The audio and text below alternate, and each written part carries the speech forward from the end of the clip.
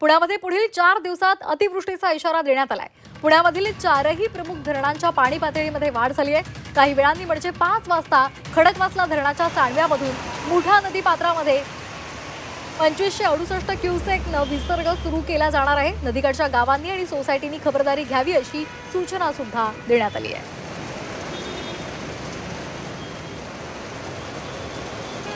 आणि या संदर्भात अधिक माहिती घेऊयात आमचे प्रतिनिधी अरुण मेहत्रे यांच्याकडून। अरुण, आपण पाहतोय मुसळधार पाऊस पुण्यामध्ये होतोय, जागोजागी पाणी साचलेले का अधिकचे अपडेट्स आहेत?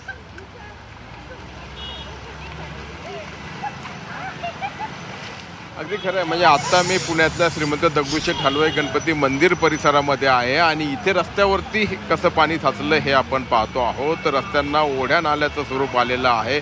वाहनं इथनं रस्त्यावरून चालवणं अवघड झालेलं आहे।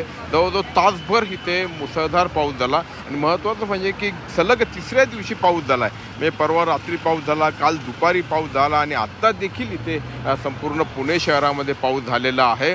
जसं आपण आत्ता सांगितलं की पुण्याला पाणी पुरवठा करणारी धरणंही 100% आधीच भरलेली आहे। त्यामुळे पुन्हा एकदा धरणातून पाण्याचा विसर्ग सुरू करण्यात येणार आहे। त्यामुळे नदीकाठच्या गावांना वस्त्यांना सतर्कतेचा इशारा देण्यात आलेला आहे। त्याचबरोबरीनं पुढचे 4 दिवस पावसाचे असल्याचं देखील सांगण्यात आलेलं आहे आणि त्या दृष्टिकोनातून देखील पुणेकरांची ऐनवेळी होणारी तारांबळ, त्याचप्रमाणे एकूणच सगळ्या जनजीवनावरती असलेलं पावसाचं सावट, या गोष्टी आपल्याला लक्षात घ्याव्या लागतील। पुणे शहरामध्ये उद्या पंतप्रधान नरेंद्र मोदी येणार आहेत। त्यांच्या सभेवरती देखील आज या पावसाचं सावट असल्याचं आपल्याला म्हणावं लागेल। या सभेसाठी मोठ्या संख्येनं कार्यकर्ते किंवा नागरिक यावेत असा प्रयत्न पक्षाचा आहे। मात्र आता त्यांच्यासमोर एक नवीनच अडचण किंवा आव्हान या ठिकाणी उभं राहिल्याचं आपल्याला म्हणावं लागेल।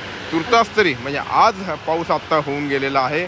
कार्यकर्ते निश्चितपणे अशी अपेक्षा किंवा प्रार्थना करत असतील की उद्या कदाचित उद्या अशा स्वरूपाचा पाऊस होऊ नये, जेणेकरून त्यांची काही अडचण किंवा त्यांच्या सभेला येणाऱ्या लोकांना त्रास होणार नाही। आत्ता आपण जे दृश्य पाहतो ते श्रीमंत दगडूशेठ हलवाई गणपती मंदिर परिसरातलं आहे, अप्पाभवन चौक परिसरातलं आहे आणि या रस्त्यावरती मोठ्या प्रमाणावरती पाणी साचलेलं आहे। जवळजवळ गुडघ्याभर पाणी या ठिकाणी आहे। वाहन